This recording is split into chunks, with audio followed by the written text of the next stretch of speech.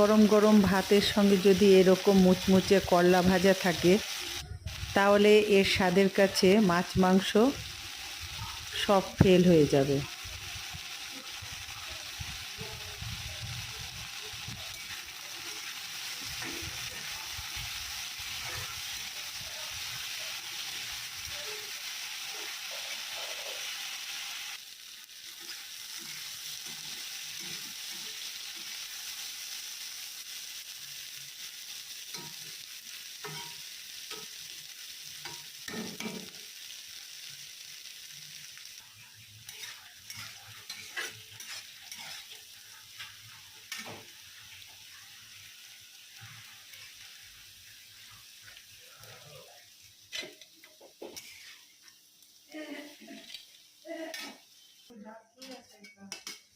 ডিম এর ই করে আলাদা দিই।